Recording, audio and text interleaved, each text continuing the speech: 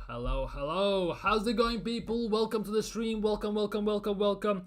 And today, of course, we have Everton versus Arsenal. Well, Arsenal versus Everton, since we are a home team. Match preview. And on top of that, we're gonna talk, of course, we're gonna look at Arteta's interview. We're gonna look at some Coneman music.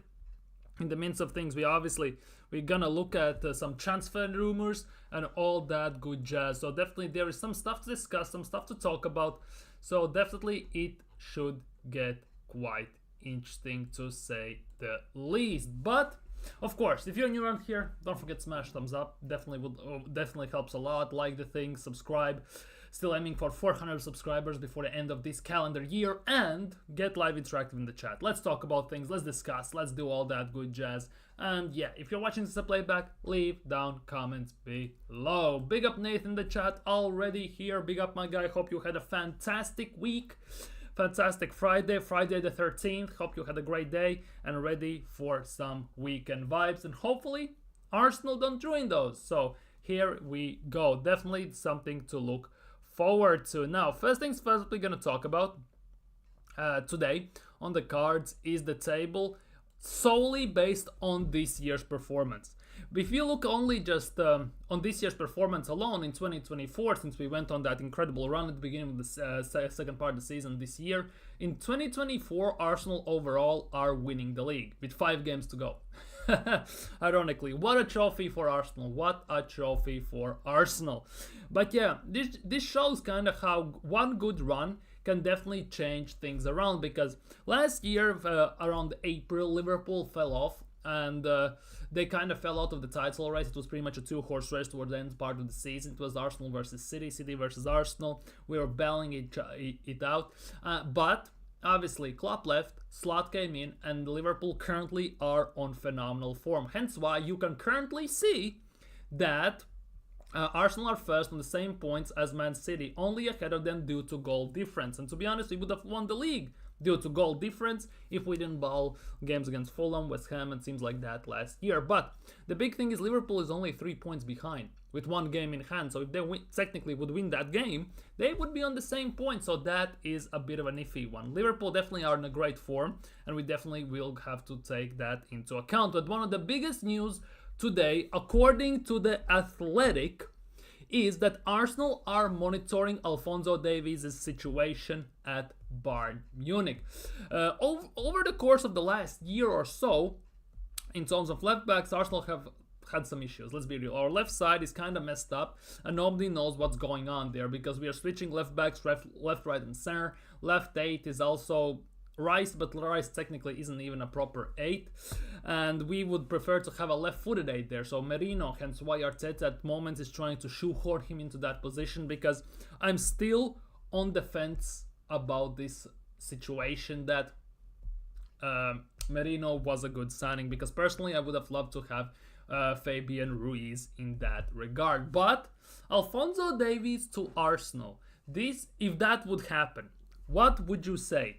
Obviously, this is strictly a rumor that Arsenal are monitoring his situation at Bayern Munich, because over the last year or so, there have been massive talks about Alphonso Davies. After that health issues he had and everything, he's been linked with Real Madrid, with Manchester United, at some level also to Man City. But the big thing is, and this doesn't stop there, because yes, Arsenal are monitoring the situation. It's looking pretty darn interesting, because his contract expires this June specifically. This summer, his contract runs out, and he still hasn't managed to renew it, hence why there are the talks. But here is the big kicker. You probably don't see it that big, but here it is. Bayern and Davies' agents have been in regular contact in recent months, including a video call last week. Multiple sources with knowledge of the situation have said that Bayern are very optimistic and feel there is a good chance Davies will extend, given the player feels at home in the club and city after almost 7 years and is popular member of the dressing room. So that is the drawback, because he has been there for the longest time, started out as a left wing, requalified to be a left back. But is he really a left back? That is the big thing, because Davies, you could say, is basically Bellerin on steroids. Before ACL, Bellerin on steroids. Because remember how Bellerin was before he got that ACL injury. He was super quick, super fast, very good at going forward, questionable at the back at times, but he had massive, lots of pace. And he basically caught up against Bayern Munich. I still remember how he was sprinting back and made that decisive tackle and everything to stop their counter. So Davies kind of fits in that role, but he is hella quick and in that regard. Also, he's a bit weaker, but on the same levels of pace, if not faster, than Kyle Walker. And prime Kyle Walker, we all know what he did for Manchester City. So the big question is, if this deal would start to materialize, there would be more and more links. Because I know Arteta wants to invert. He has this weird obsession with inverting from the left or from the right, specifically from the left. And Davies per se doesn't invert. The thing is though, he actually can play the ball a bit. So if Arteta would actually change his tactics for a change and went with overlapping fullback, this actually wouldn't be a bad option. Obviously, the question is, we have Tierney at the club, so why we are not doing that already? But for Alphonso Davies, this could be a very interesting one if actually it could happen. If it would happen, per se. Because Davies is even left back. That's the thing. Per se, he's a left winger because he used to be a left winger. He's something as a left mid. If you played 3 at the back, he is fantastic. He's like Frimpong, just much better. He would be that Frimpong type of player like he is for Bayer Leverkusen. He would be much amazing to crawl. He can shoot, so he can score, he can pass, he can dribble, he has lightning pace and everything. He has lots on going for him. Obviously, he has been also quite anonymous in certain big games. I'm not gonna lie, when I have watched Bayern in Champions League and games like that, he's been a bit anonymous. So there is that to take into reconsideration and everything. It would be high wages and everything, but Alphonso Davies to Arsenal. If we look overall at left backs we have at Arsenal, it seems like a no-brainer, doesn't it? The question is, would he come to Arsenal? Because technically, going from Bayern Munich to Arsenal is a downgrade, isn't it? Like, if we talk about the way Bayern Munich are playing, the way Bayern Munich are winning trophies, maybe not last year, but in general, the stature that Bayern Munich presents in Champions League, even the worst Bayern Munich in decade last year won against us and went to semi-finals where they should have won against Real Madrid. They completely shut them down to a certain extent. And they had chances to win that over 2 legs as well. So that is the thing. Yeah, for me, as Marlon is saying, Davies would be great if we played 3 at the back, but we don't. So this is my biggest worry. Since Amorim at United play as a 3 at the back, and he has been linked with United before, if they get Alphonso Davies, it could get nuts at Man United. Obviously, Man United fans would have hell gassed up. But there is one big thing about this. Alphonso Davies is one of the big names in left back industry per se in world football. And for a change for Arsenal actually to be properly linked in a way with such a player, and it's not coming from like Sun Sport or something like that when we were linked with Mbappe and everything, but we are linked with the Davies and everything, it actually is quite nice and refreshing to see. Because the way Arsenal are, the stature of the club that Arsenal represent, we should be able and we should be linked with players like that. Of that stature. Same goes for example, Theo Hernandez. He's not the best left back, but he's very good attacking left back. Defensively, he is a 50-50 one at times. But again, there are talks that AC Milan would consider a bid in summer around 60 to 70 million. Would you consider maybe signing Theo Hernandez then? That is the other question. Would you take Olmo on a free in January? If Olmo was available in January, for free, by the way, if Barcelona cannot register him, I would take him in a heartbeat. Genuinely, I would take him in a heartbeat. Big up, Jimmy. Big up. Davies can't invert, so PR links. Could be, because he also, the more links he gets to big teams, the bigger chance is that Bayern Munich is going to offer him a bigger contract. And to be honest, given the contracts that some players are at Bayern Munich, and that being also Harry Kane, for example, he definitely has some merit to ask for big money. So that definitely, the PR links also plays in that term that he has been linked with City, with Arsenal, with United, with Barcelona, with Real Madrid to a certain extent.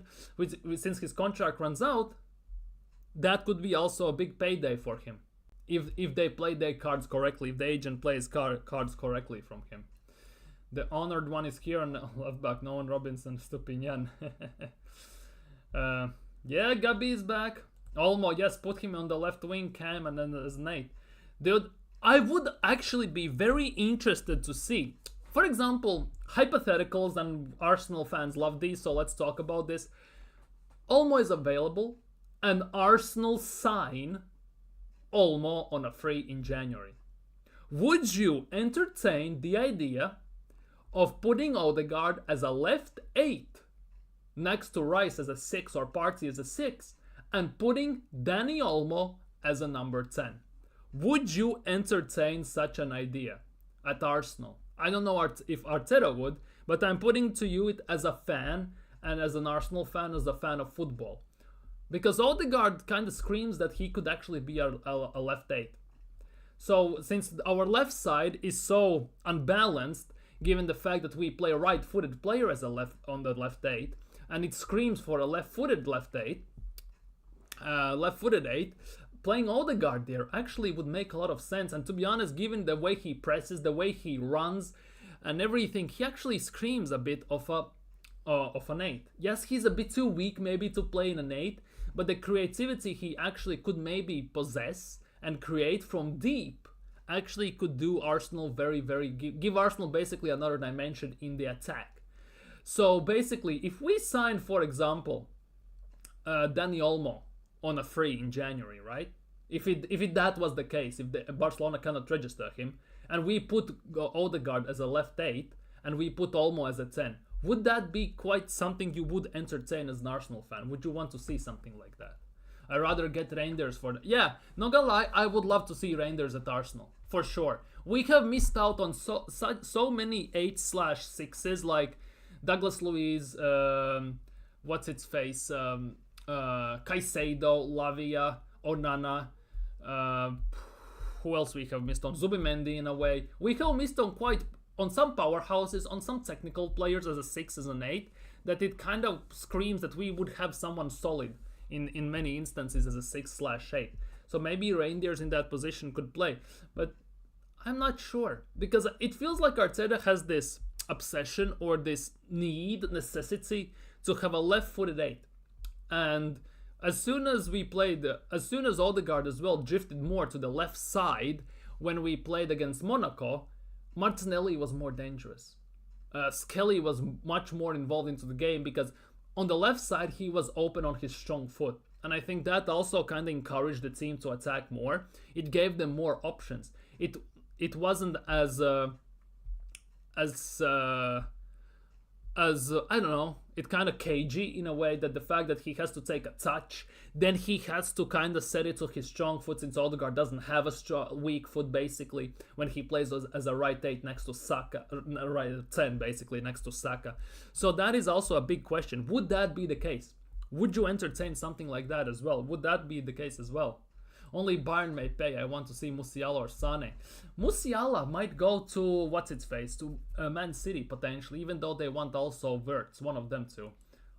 Tomori would be an interesting one, although he's a Chelsea product. Would he come to Arsenal is a big question for me. Calafiori was our marquee signing. That's Mikel's left back for next season. It feels that way. That definitely feels that way. Because it feels like he tries his best to shoehorn him into the team as a left back. The thing is though, Calafiori has played less games as a left back than he has as a center back. When he was at Bologna and early careers at Roma, at Basel, and he mostly plays as a left-sided center back, or left-sided center back as a 3 at the back. So that left back position for him for the last 2.5 years was pretty much a forgotten spot. Because last time he kind of consistently played as a left back was 2 years ago, if I'm not mistaken, 2.5 years ago. So adaptation is a massive period for that, because for me, center back and a left back are two completely different roles. And on top of that, to adapt to a quicker, pacier, and stronger league and everything, it's kind of a bit overwhelming, I think, for Calafiori as well in that regard. So how he will fit into the team would be actually quite interesting to see in general. I will put Odegaard as goalie if it means we win a trophy. To be honest, given how Arteta panics sometimes when we get injuries and he starts to shift the team around, genuinely, he may put David Raya at striker and Havertz in goal, or Raya at striker and then Neto in goal, just because we don't have enough strikers up top. If something like that happens, don't be surprised given how he shifts things around. No, only Ruiz and Zubimendi. I so badly wanted for Arsenal to sign Fabian Ruiz instead of Merino, but obviously it wasn't meant to be, of course. I think Diaby's ship has sailed since he moved to Saudi, maybe. Buemo only as a backup, as a squad player, I can see that. As a main guy, definitely not. Ethan is the next state we sold DSR for that line of thinking. That would be the case, but then what's the point in signing Merino? What's the point playing Rice there when you don't play Ethan there? And when Ethan comes on, he plays as a 10. So technically, the predominant position for ESR wasn't 10, but he also played as an 8 as a left wing. We loaned out also Fabio Vieira, and Ethan had the chance, but Arteta didn't give him as well. So either Arteta is scared, or he's just basically doesn't know what is happening. Like, genuinely, he doesn't know what is happening. Because how comes you sell Emil Smith-Rowe, you loan out the only backup you have as a 10, and then for Odegaard, and you are left with Ethan Vanieri? Which basically, for every single Arsenal fan, screams that Vanieri is ready to step into these big shoes and replace Odegaard when needs must, basically. Yet at the same time, when the needs were musting, in a way, if that makes sense, if that's a word even, and Odegaard was injured, Vanieri didn't see a game. He came on for 10-15 minutes as a random cameo, and still in those 10-15 minutes did better than our senior players like Sterling, Jesus, Trossard, Martinelli in the whole game combined. So, I don't know. I think he also missed the opportunity to start him against Southampton and Leicester, maybe even against Bournemouth away, and I don't know what's happening with him. Because on some level, I kind of think we actually might screw this up as well. We have screwed up many youngsters over the past at Arsenal. It's like the history of Arsenal in a way. And I don't know. It's a very weird one for me. It's a very, very weird one. Kenan Yildiz. Yeah, Yildiz is a young and looks very promising. But I think it's too early to come to Arsenal. Because he definitely won't be a starter. He maybe could be a backup, but even though I don't think Arteta would trust him, only way he could come to Arsenal if he agrees to a loan deal. Maybe sign him from Besiktas and let him be at Besiktas for one more season or something like that. Don't disrespect. And for striker, it's Osimhen or Isak, mostly Osimhen. Well, it's Osimhen or Isak basically in the news as the people talk about this. So we'll see. Who? We're signing Gabriel. That's like extension for Gabriel or what? Gabriel Peck. What the hell is that? It's like the Duck Goose Peck or something like that. Or what we are doing here, genuinely. Anything else in Arsenal's news? Oh boy. Oh boy, win the dog. Here we go. With win, Arsenal's chocolate Labrador. Do we have any other dogs at Arsenal to call him specifically chocolate Labrador? It's the only Labrador we have. Like, that's actually kind of well. Alphonso Davies to Arsenal, discuss. Saka in training. Saka FC back at it again. Raya looks happy. Who we see in the pictures? Anyone new? Nothing new. 14-year-old Max Daumann in Arsenal's first team training today. It's very interesting. Arsenal are implementing Max Daumann, 14-year-old, who plays for under 20s, under 18s, and is actually bossing it kind of a bit there as well, into the first team training. The thing is though, until he reaches like 16, he cannot even play in Premier League for Arsenal, can he? Due to the rules and everything. Or am I tripping? Or are there rules that kind of allow that? Because I'm not that freshed up in this instance. Because is 14 a proper age for him to play, or is it 15 or 16 or what? Let me know in the chat. Because from what I understand specifically, he's gonna train sorry, with Arsenal's first team at least this year, and next year he will come into the team, I think, on something like that, like Vanieri. He was 15, he got offered a professional contract until he reaches the age when he can play in Premier League. So this is a big question. What's gonna happen there? Kieran Tierney is all smiles. Haven't seen him play for more than a year at Arsenal. The way Arteta bigged him up before the Monaco game, and all that bigging that he deserves the time, he deserves the minutes, he's a good sportsmanship, he always smiles, he's very positive, he puts his head down, he trains hard, he has recovered and everything. All that PR for Tierney just to play Miles Lewis-Skelly as a left back. No, don't get me wrong, I was very happy with Skelly's performance. He was one of the best players on the pitch against Monaco. But all that PR for Tierney and then not see Tierney even for a second on the pitch feels a bit weird, because when Skelly came off, he put Timber on as a left back. Where does that make sense now at the end of the day? I generally feel like Tierney is fully done at Arsenal, and in January most likely he is done. He is gone from Arsenal as well. Yeah, ahead we are signing Frimpong, Son, and Zubimendi and Kudus. Dude, you realize that's 50, 130, about 60, that's 190. That's about 260 million in signings you just described. 260 million, kid you not? Like, plus I heard that Sane might re-sign, despite everything. Only players I would take from Leverkusen is Wirtz, Grimaldo, Schick, and Ta. Ta is on a free deal. I think he's going to Bayern Munich or Barcelona. Wirtz most likely is going to go to City or Real Madrid, weirdly. Grimaldo is not leaving. I don't believe so, at least. And Grimaldo is all... For me, he's again a wing back in 3 at the back formation.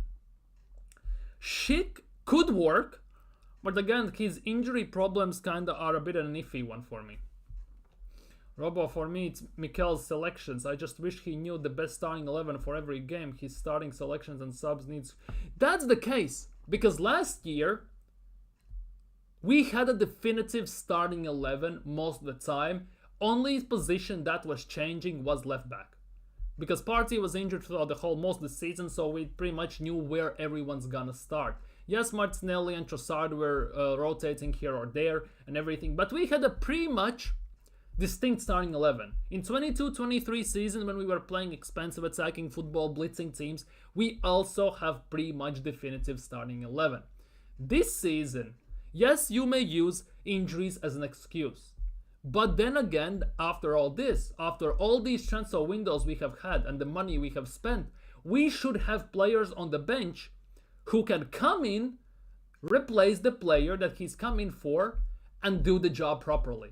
Not the fact that instantly Arteta has to panic and shift around the whole team. Odegaard gets injured. All of a sudden, Merino plays there, Trossard plays there, Havertz plays there.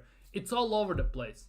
White gets injured. Timber and Calafiori. Timber plays left back for some random reason. Then we put Partey at right back and everything. So it's a weird one. It's very weird that I don't know what Arteta is doing. And speaking of substitutions, it's the same thing. Same subs around the same time, position per position. Nothing new, nothing imaginative. Unless we're losing and then he decides to throw all the attackers he has on the pitch and hope for the best most of the time. But ultimately, yeah, his subs is also very predictable and everything, which is very annoying. And let's be real, against Everton tomorrow, I don't want to see Partey at right back, and I don't want to see Timber as a left back.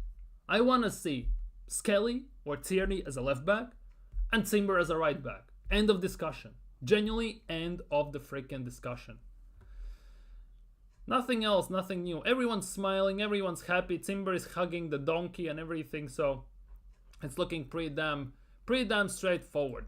Anyways, next on the agenda, the Cone Man music. The Cone Man music. Get your waffles, get your syrup. No, Arteta is providing the waffles. Get your syrup out and let's eat. Hopefully we don't stay hungry. And I still ain't letting Tierney cook, and Skelly was fantastic against Monaco. Would you give him a chance against Everton at home? That is the big thing. In a bit, in about 10-15 minutes, we're going to do predicted 11. We're going to talk more about the game, what I see, how the game could go potentially. So we're then definitely going to discuss that in more depth. Timber is right. Exactly. Timber is a right back. Stop playing him as a left back. Because you could see Skelly is left-footed And as soon as we played as a left back, left-footed player, there was more dynamism in the team. Because as soon as you play a right-footed player as a left back, he needs to basically think all the time, oh, I'm on my left side, which means I need to basically shift my body, shift the ball to my strong foot so I can play proper ball. Unless you have a exquisite weak foot like Sansi Cazorla, for example. Most of the time it is the case, and that is definitely hindering, stopping, and kind of disrupting Arsenal's development in the attack. That is also one of the reasons why our midfield feels very unbalanced, and our attack is very unbalanced at times and feels like it's struggling most of the time. Partey is a 6. Exactly. Put Partey as a 6 and don't let him run. Because as soon as you kind of expose and make Partey run, our midfield is basically shambles. We saw that against Aston Villa. They made our midfield run. They made Partey run, they made Rice run, and Rodgers was walking through our midfield like it was made of paper. It was Swiss cheese, basically. Like hot knife through butter, Rodgers went through our midfield. If you put Partey as a 6, don't make him run a lot. Put him basically as a stopper, distributor, connector between defense and offense. It's all good. Rice is a bit different profile, so it's a bit different type of situation there.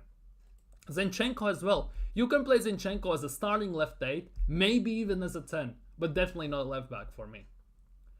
For left back, just play Skelly and Tierney till Calafiori comes in. Like, it's wild, it's wild. And don't be so hostile towards Arteta as well. And he better sign Cunha. I want to see... Cunha for me is a 50-50 one. Baleba as well. I think Baleba needs to prove himself more. At the moment, he has PR and hype around him, and I think it's a bit too early to kind of put all the money in this basket. If you get what I mean, all the eggs on him, because at the moment Arsenal can afford to sign some youngsters.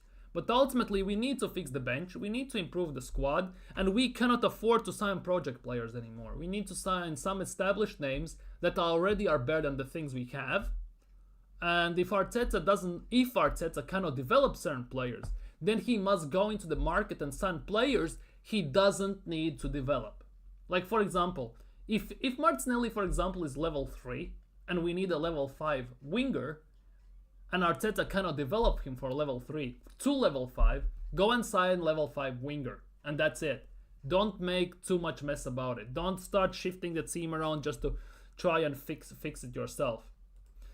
You saw the tactic Monaco used to negate our corner routine. I hope Jover is ready, because we all know. That's the thing. I saw it as well. Fulham also had a very decent corner routine against us and how they tried to manhandle us. So I think Jover will adapt, definitely, because it was just a matter of time until we get found out on corners. It was just a matter of time, because you cannot do the same thing over and over again and think that people won't discover how you're doing it. Unless there's like secret recipe for it, like for example Coca-Cola recipe. Nobody knows it besides the 2 owners that own Coca-Cola, and they're never allowed to fly together, never allowed to be together most of the time on very dangerous travels. So because if something happens to one, at least the other one knows the information and stuff like that. So I think over time it definitely will be the case. I think Jover will discover something new. He will try something new.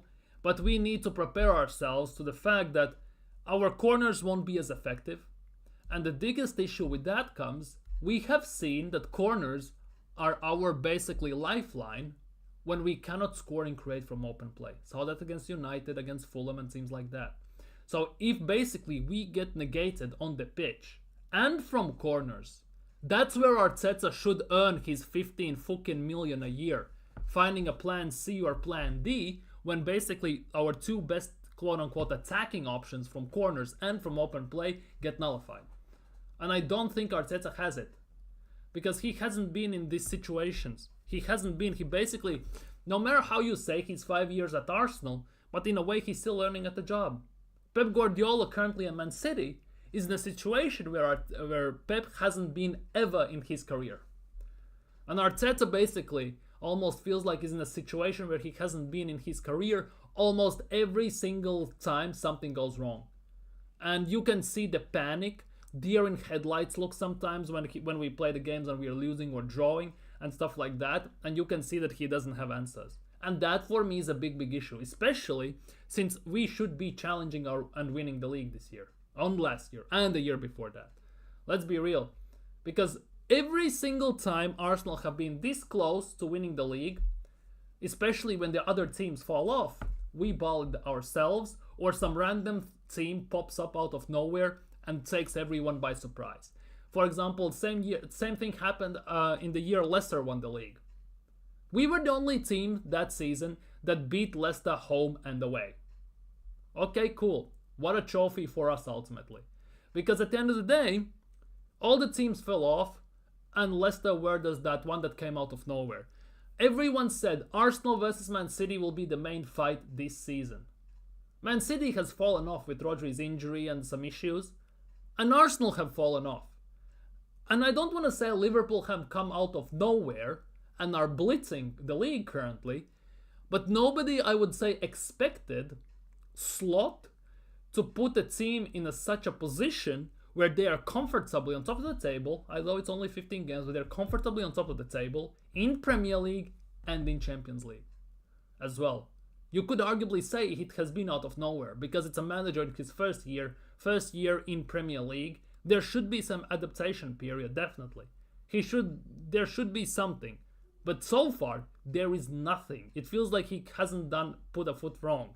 Yes, Liverpool doesn't have the best performances sometimes, but they still have Salah, Van Dijk, Trent, Alisson, players like that, who know, even Jota to some extent, who know how to get the job done when basically the grain and the flow of the game is going against you. Unfortunately, Arsenal, you could see that many times don't have that, and that for me is a big worry. Thoughts on Sade? I assume you're talking about the German from Brentford. An interesting one. A very interesting one. I need to see more from him because he just recently, last week or 2 weeks ago, only scored his first goal in Premier League this season. So, given that he plays quite a bit, it's a bit different. No more corner crap passing, cut inside, first time crosses. I would see those more often because instantly as soon as we put in first time cross, Timber against Lisbon and Martinelli scored. We need to do those more as well. We don't need McKennie. Keep that what is a kilometer player as far from Arsenal as possible. Dude, Tomiyasu, I feel like he's just at Arsenal for vibes. Genuinely for vibes only. For the Japanese market.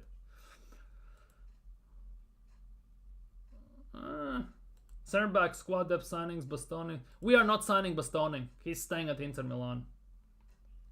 Slot inherited 5 world-class players. Most of them won 2 majors together and did the quad shot. Exactly, that is the thing.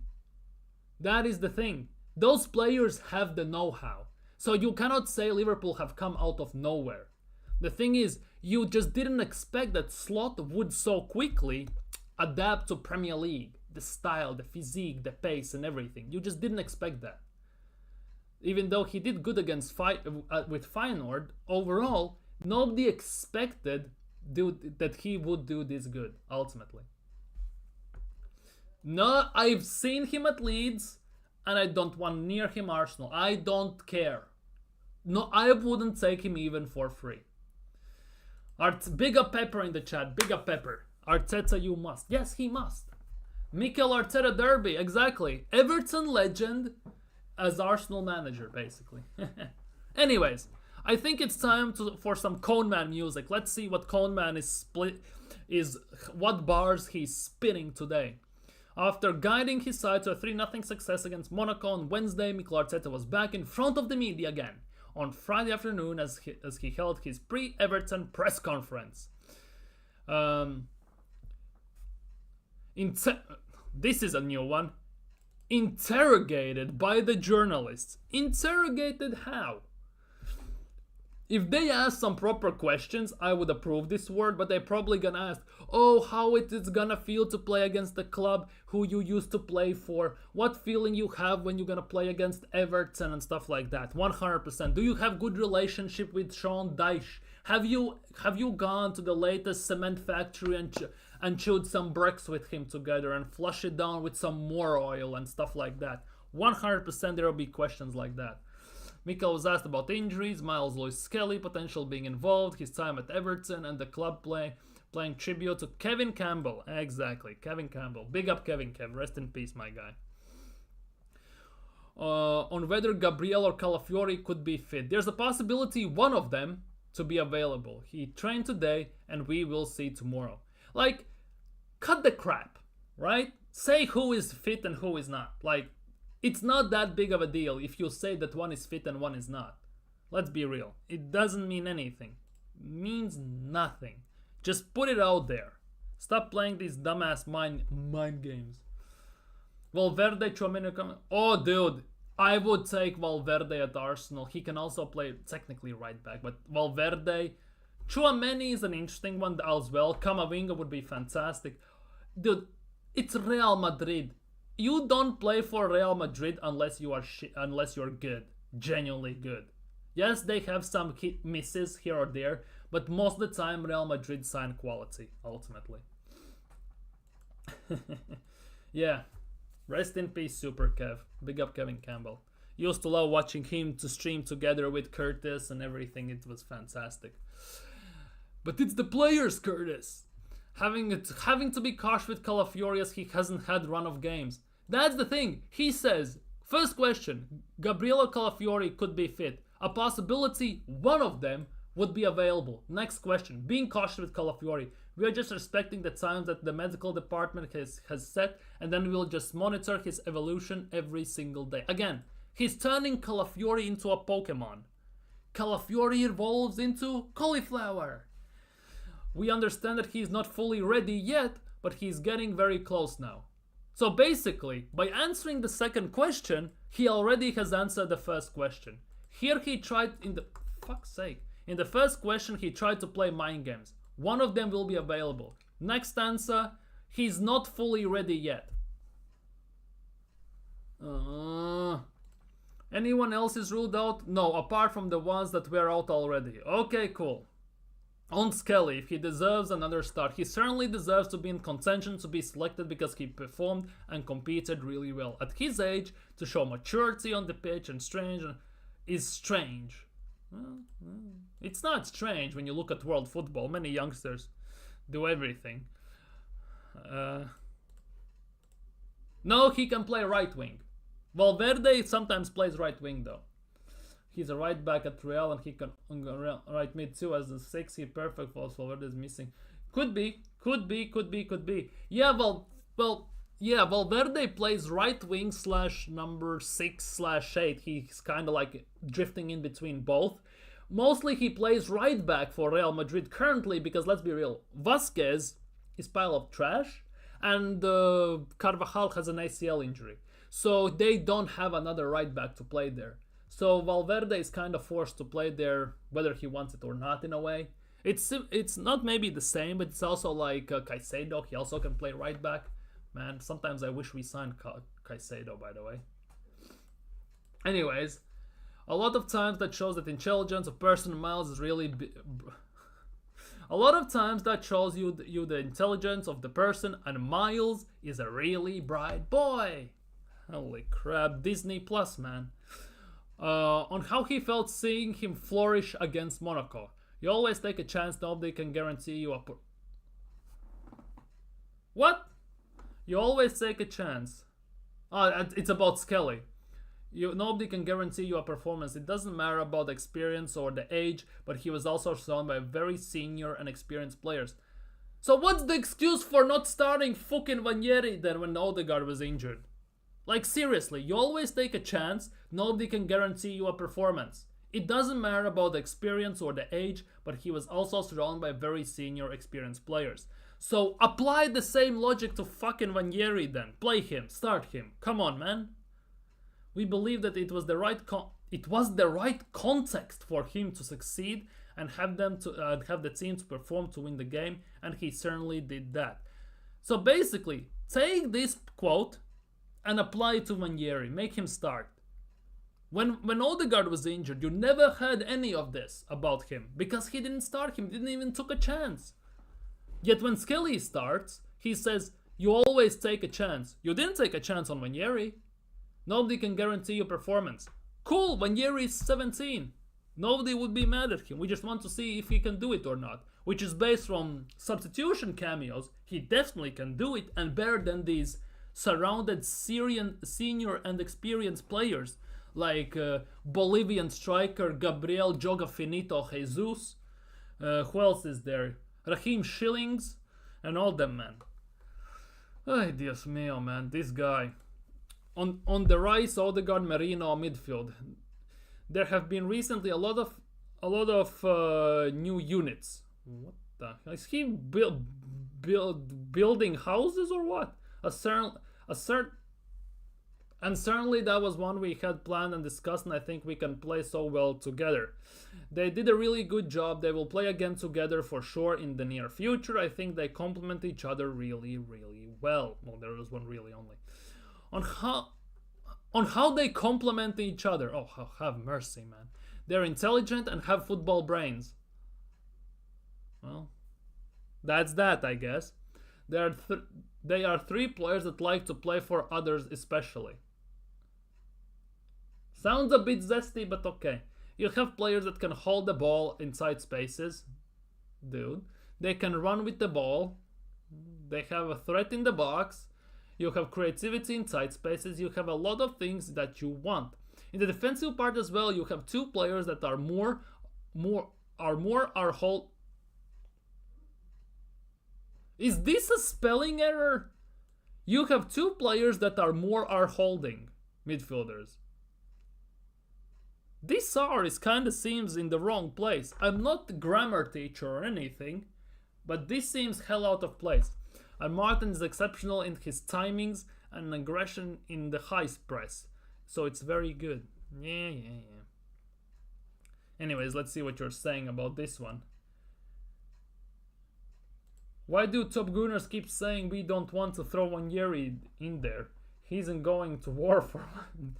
Dude, just give him a freaking chance. That's all we're asking for. He's 17. Nobody's gonna make fun of him. Nobody's gonna slew him in after the game, or there's gonna be nothing. We just want to see if he's ready. Because when we see him for 10, 15, 20 minutes as a sub, he performs better than half the squad, if not most of the squad on the pitch. He brings us different dimension, more directness, more pace, and more chaos basically in the attack, which helps us to create more. But he never starts. Vanjeri should have started. Yamal is 17 and starting carrying Barca's team. What's wrong with starting Vanjeri? He can run with the ball, create space, cut inside. Exactly. He does more than on. That is the case. Sometimes when Odegaard doesn't perform, hook him off. He has done a lot, to be honest. The thing is though, Odegaard is our captain, and there is no chance Arteta will risk his baby getting outperformed by a 17-year-old teenager. No chance in hell, first of all. And second of all, that is also the case. He sometimes does more than Odegaard throughout the whole game. And third of all, I have never seen a captain in my life getting subbed off so consistently as Martin Odegaard. He's one of those captains that gets subbed off what it feels like every other game. Genuinely. Doesn't even play a full 90. Whether he's fit or not, he gets subbed off. And by the way, those subs not only happen when we are winning and destroying teams, also when we are drawing or losing games, by the way. Isn't that telling something?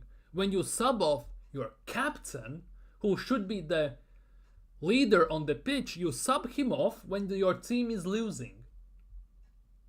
Huh? It doesn't make sense. It doesn't add up. Anyways, on Nicholas Jover having a mural outside Emirates Stadium. Oh, bloody hell. Here we go. Jover with his mural. If I speak, I'm gonna get banned without even not having a channel, pretty much. I'm so happy. He fully deserves it, the same as many other staff and coaches. It's great that blah, blah, blah. On how special Kevin Campbell was, you can tell the way people talk and the tone of the face that they put in when they talk about him. The club has done really well again to make that day feel very special from all the people that had the chance to go to get to know him and recognize who he was, especially as a person. So it will be a special day. Oh, here we go. On if Bukayo Saka's Champions League form is getting him more credit. First of all, we have to be in the competition. Well, stating the obvious, but here we go.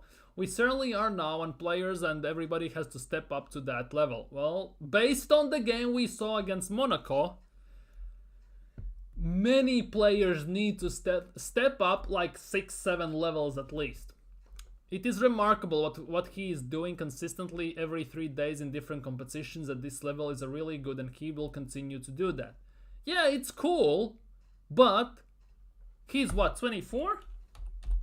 If I'm not mistaken. He is 23, never mind, he's 23. Right? He's 23. If we keep basically running him into the ground all this time like this, he at some point he will break down. His body genuinely won't be able to handle it. He's already limping half the time, and he disappears for the last 5 to 8 games of the season. Already he starts to kind of drop stinkers quite even harder than ever before. So that's for me the biggest worry with Bukayo. On the biggest value, Mikel learned from his time about at Everton. Oh bloody hell! The human quality, and then how deep the feeling is towards the club. As we all know, the club has been through very different stages through its history, and recently they've had a very tough one. But I love the way they get together, go through their storms, and they face it. It is a great example. Again, what Sean Dyche, the coaching staff and players have done in recent years with all the instability around the club, hopefully they can try to be apart from that now on the new stadium with the new ownership as well, and keep going and start to have more enjoyable times. Oh bloody hell, here we go again. I know this is off topic, but why did we sign Bellingham though? When he was leaving Dortmund, he could have signed him, and he rejected Liverpool. He could have been the hard. He wanted it was Liverpool or Real Madrid, and basically overall it was about 70% Real, 30% Liverpool, and there was pretty much in overall no other option. We can sign Paqueta too, you know. Oh, Arteta is not taking gambling, man. Oh dear lord, dude. Saka needs a rest. Exactly, he needs rest. We just don't give him that. Yeah, in 2019, that was hella early though. He's speaking from Borussia Dortmund though. If we sign him straight up from was it Sunderland, Birmingham? Where was he? Birmingham, right? Which club did he sign for? Fucking hell, my brain. Yeah, Birmingham.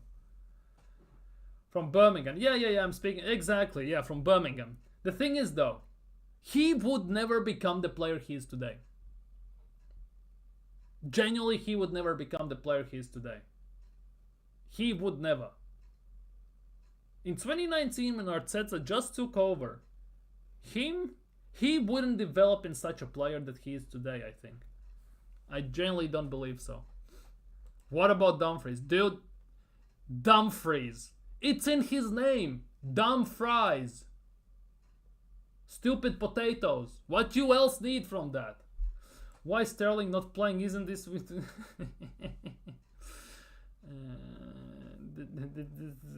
no thanks. Not like, I don't know, he's not even on the bench anymore, so that is the different question already. I don't like Dumfries. I genuinely don't like Dumfries. Not as a person, as a footballer. On Everton having time on Everton having more time to prepare for this game. That's the context. Oh bloody hell. We are so used to playing every 3 days. The boys trained today, really fired up and looking forward to the game, understanding that it's always a really tough opponent and we're going to have to be really good to beat them. I generally believe that Brunthwaite will be a rough one to get past tomorrow. On if Saka is world class, I don't know. I don't like putting labels on players. He's exceptional at what he does and he's doing it very consistently. Now we need to go to the next step with things collectively as well to get that level. That's the aim. Notice how he said we need to go to the next step, not blatantly and openly said win trophies.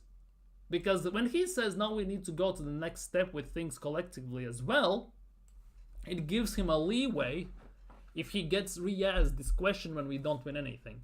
There is things he can say to get out of this situation. If he said no, we need to go and win trophies collectively as well, he basically would have put a target on his back by saying if we don't win anything, I have messed this all up. Anyways, on Campbell proving there are more important things than football, yeah, for sure. The issue that we all have normally is that we don't recognize if something really difficult and impactful happens in our lives. We are surrounded now, unfortunately, with a lot of issues. A lot of families, relatives, everybody's going through a lot of stuff that before was common, so perspective is always good. Yeah, cool.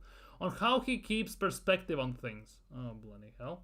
Understanding and being grateful what we have daily.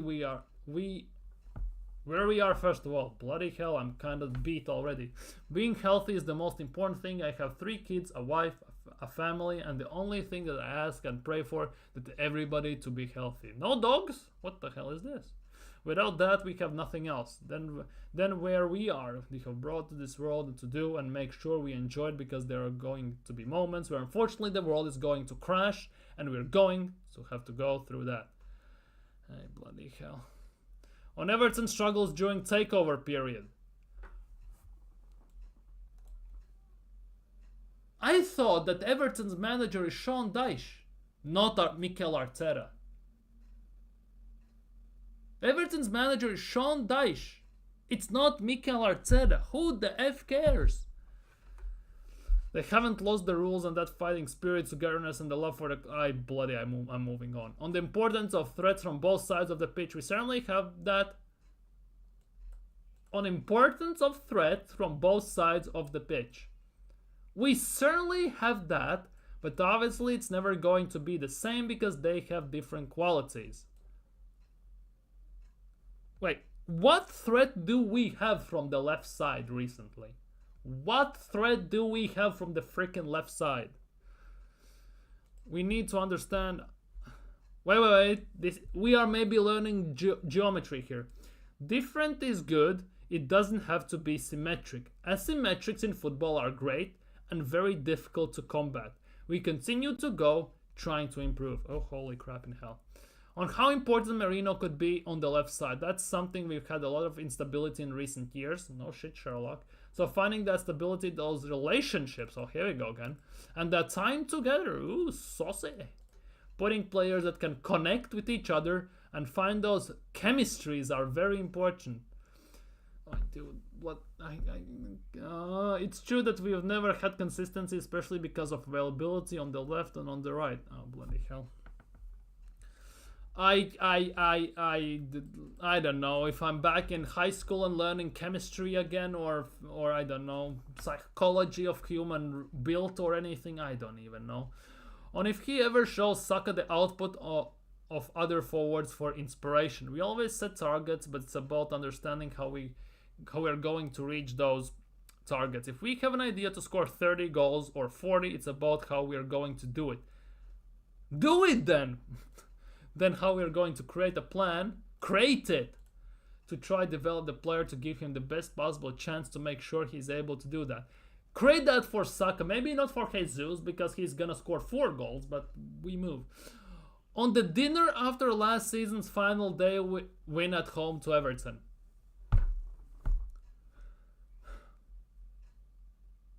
If I speak, I'm in big trouble. On which players that mindset came from. On if Saka could move into a more central position like Messi or Ronaldo did. Holy crap. I think that will depend a lot on the qualities and the players who are around him. For somebody to be in an inside instead of an outside, somebody has to be outside, and that player, that fullback, that attacking midfielder, and the 9 has to allow the space to do that. But I'm certainly very open to keep evolving players. I'm not saying he has evolved Martinelli to be worse. He has devolved Martinelli, but there are players who definitely haven't evolved under him. Sometimes it's the role, sometimes it's the position on the pitch, and sometimes there are Sometimes there are other things we can do. So bloody hell, I'm generally falling asleep. On if he leaves it up to Saka and Martinelli to determine their positioning, their understanding of the game and spaces, and the timing that they move in relation to each other is strong. I think the freedom has to increase because the decision freedom has to increase. Oh bloody! Could we play actually expensive attacking football for a change? On if Martinelli can become number 9 in the long term. Oh, someone asked a proper question. Hallelujah! I wish I could. I wish I knew who asked this question, because this has boggled Arsenal fans' minds for years now. Finally, someone asked a proper question. He's played there a few times. Gabi's so good when he's got the line on his back and he's facing forward and he's got the ball in the diagonal. I haven't thought too much about that, and he's so comfortable playing there, especially on the left side, so I think I see other evolutions more than this one.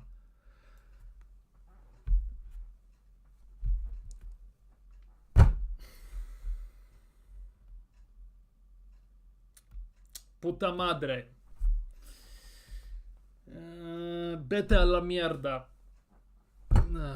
Fucking hell, dumbass bitch. Sorry, that came out wrong. On our sporting director situation going into January, we have one Jason Ato, the Edu's notepad, and our interim sporting director. He's got the full capacity and support of the club, and he's doing really well with his team. Then the process, oh here we go, the process has started again. Then the process is open, obviously, as you know, and the club is the support of all of us and intervention of fucking hell. On if there's any progress on appointing permanent sporting director. I'm sure there is progress, yeah. As if he doesn't know. On if January will be a busy window. Here we go, something proper asked. I never expect January to be super busy. Oh, here we go.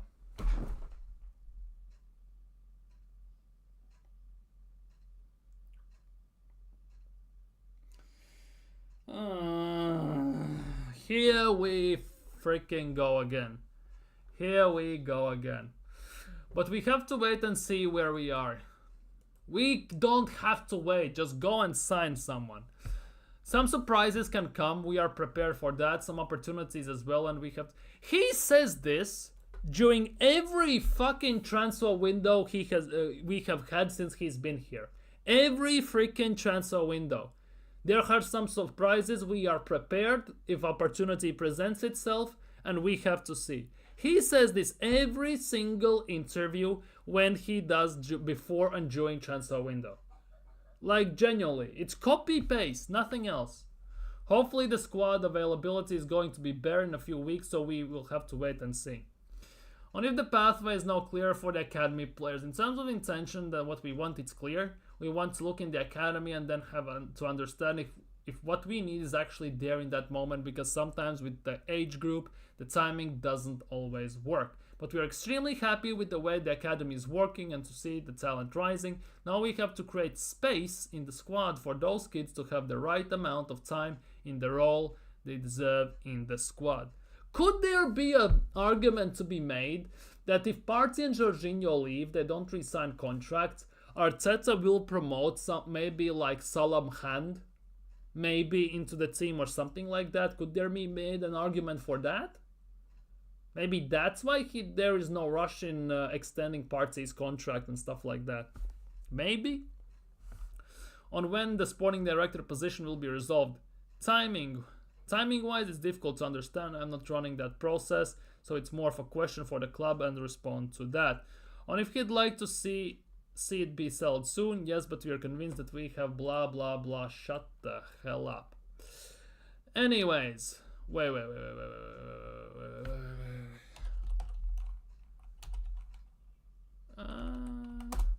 Let's do this now. We need to do this, otherwise I will forget.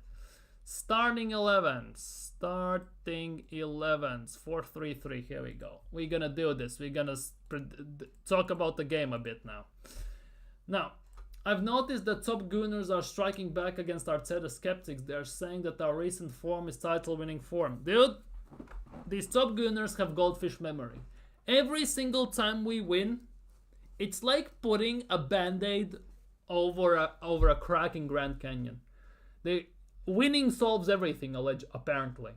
It doesn't. Yes, it solves lots of things, I'm not gonna lie, but it doesn't solve the big issues, like the squad is too small, not good enough in certain departments. Ownership, hierarchy, also are massive issues still. Some players should be sold already, and everything. Lamptey is a right back, I don't want to see Lamptey. Win me a title and I'll be... Exactly! Win me a title, I will be sitting here holding my hands up and saying, right, you proved me wrong. For now, goodbye. I'll stop smoking if Arsenal win the Prem. Dude, I wouldn't do that. Well, I would. No, this came out wrong. I would stop smoking, but not if Arsenal win the league. Because, let's be real, Arsenal will win the league, and then there will be about 20 odd more years of you stressing every single time when Arsenal don't win the league. We'll be again this close and we're not gonna win it. What about Hakimi though? And even Mukiele, he can play. Mukiele is not good enough. Hakimi potentially, but we have Timba. Why would we sign Hakimi? Right, some corners. We used to have Trossard. I don't know who is this right now in this entry. Exactly. For left wing, we need a tough powerhouse who's fast, who can cut inside, cross and score, and can beat 340. I wouldn't be against Kvaratskhelia, I'm not gonna lie. I ain't never quitting in that case, lol. I'm not as well. Anyways, game against Everton. Starting 11 and all that jazz. Everton, usually when they come to Emirates, they fold. Let's be real. We have pretty good record against Everton at Emirates. Here we go. Arsenal versus Everton.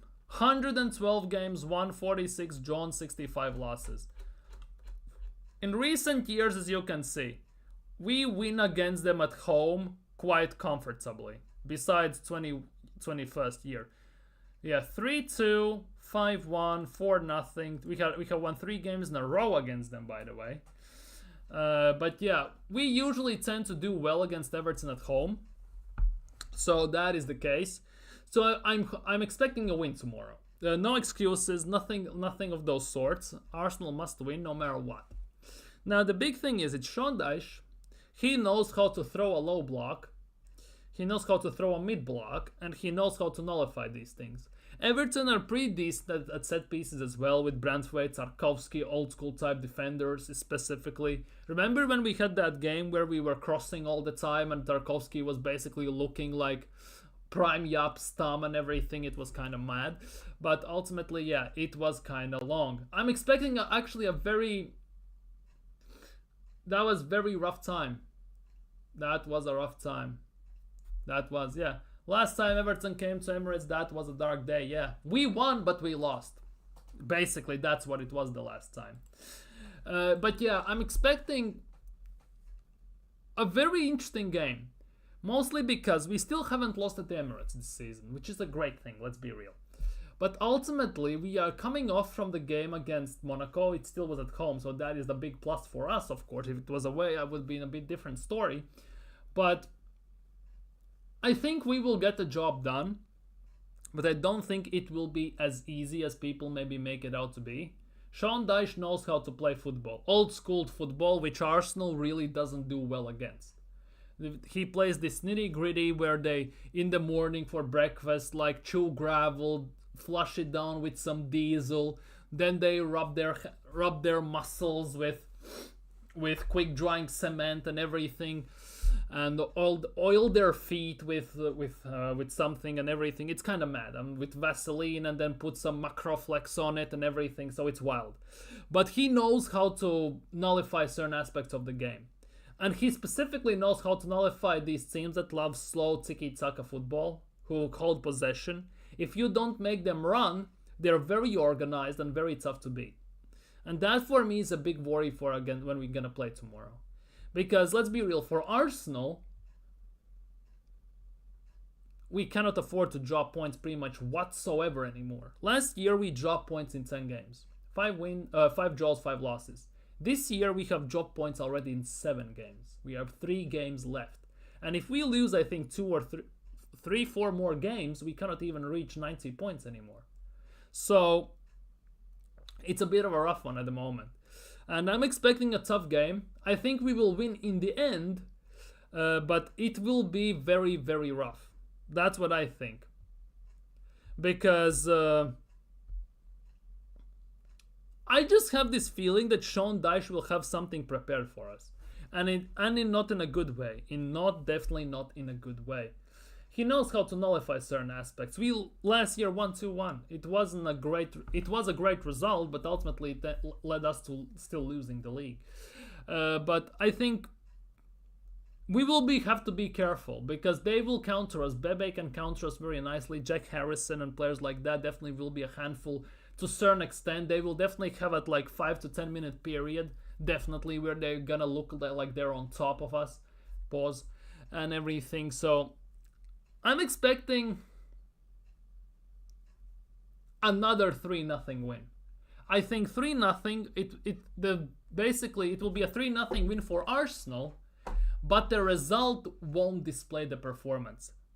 I think that will be the case because I think we have enough to do them over.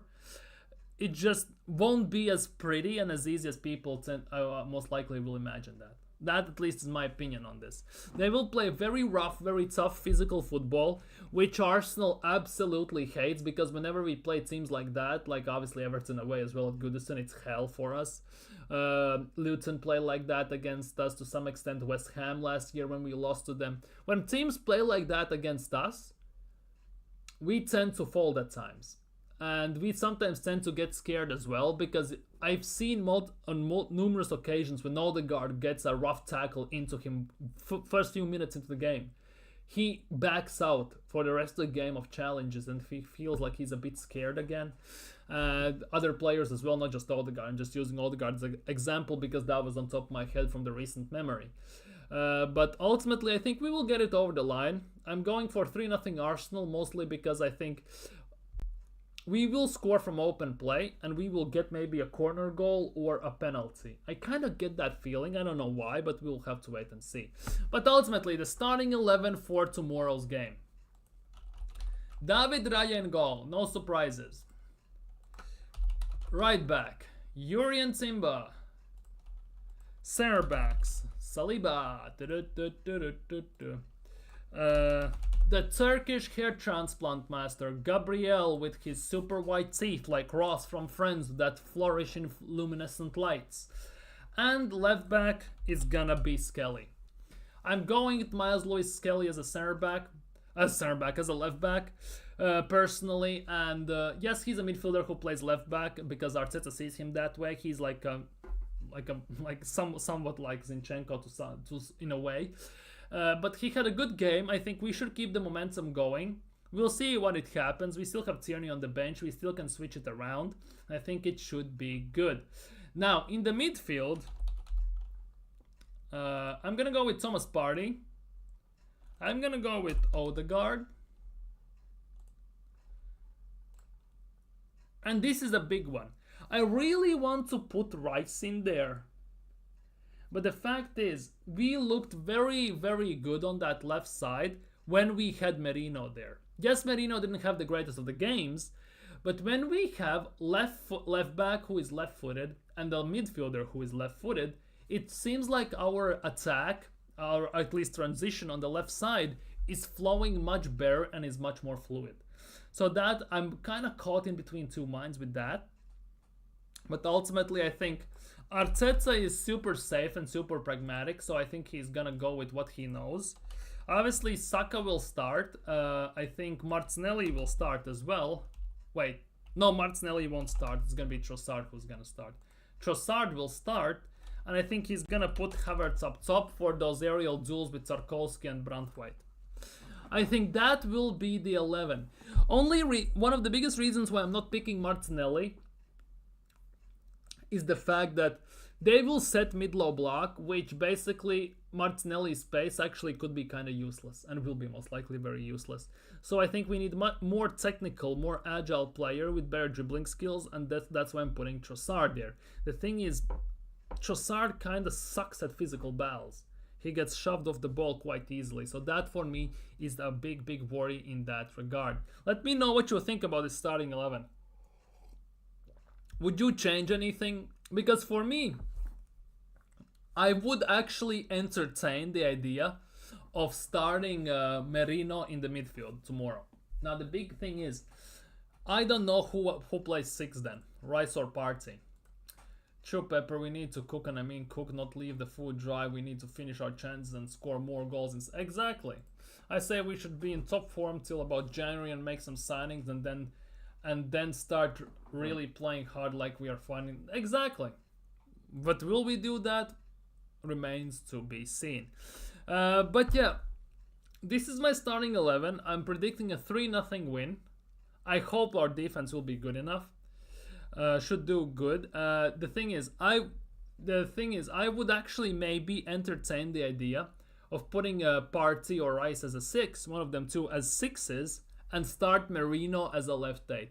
And that was solely due to the reason that against Monaco we had Merino playing on the left side together with Skelly on the left side, 2 left footers, and Odegaard at times was drifting into this role where we had 3 left footers, which basically gave us 3 players on their strong foot on the left side, which allowed Martinelli to get in behind and drift around a bit.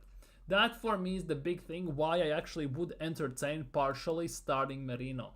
Because I want to see this game flow, because I don't want to see another game where we put in like 60 crosses or where we basically attack through only right side. Because we know how the right side is gonna go. They're gonna try genuinely cook us. They're gonna try getting strong rough tackles and everything.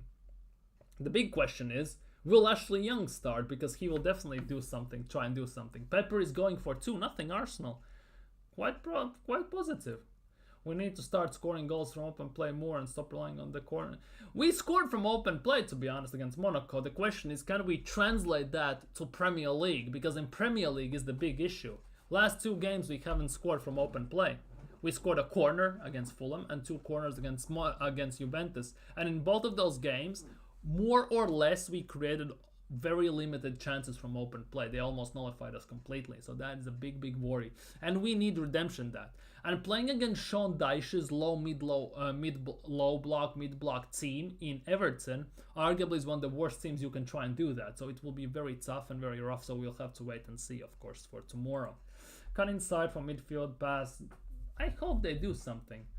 Football like all-time Arsenal. Dude, if this was all-time Arsenal, we would play one touch, give and goes, and no defender would keep up with us. The thing is, though, we don't play like that anymore, so it's a bit of a rough one ultimately at the end of the day. But yeah, I think on that note, I'm gonna end it here. Let me know in the comments below if you have made it this far after more than an hour of stream. Your predictions for tomorrow's game, starting 11 predictions, how was your week and everything. If you're new around here, like the thing, helps a lot, definitely. Takes legitimately a second. Subscribe, still aiming to hit 400 subscribers by the end of this calendar year. Take care, enjoy the game, and see you all tomorrow. 8 p.m. UK time for the review of the game, match reaction, and all that stuff. Jimmy is going 4-0, damn. So Pepper is going 2-0, I am going 3-0, and Jimmy is going 4-0. So basically, we're gonna score goals and we're gonna keep a clean sheet. Hopefully. Arteta, you must, yes. No excuses. These teams we must beat easily. Well, not easily, but we must beat no matter what. Big up Jimmy, big up Pepper, big up Marlon, big up Nathan who also dropped by, big up everyone who liked, who commented, if someone has subscribed, who subscribed. Take care, stay safe, see you all tomorrow, and let's hope that Arsenal get 3 points and we don't have Arsenal therapy, emergency meeting, and massive headache in tomorrow's stream.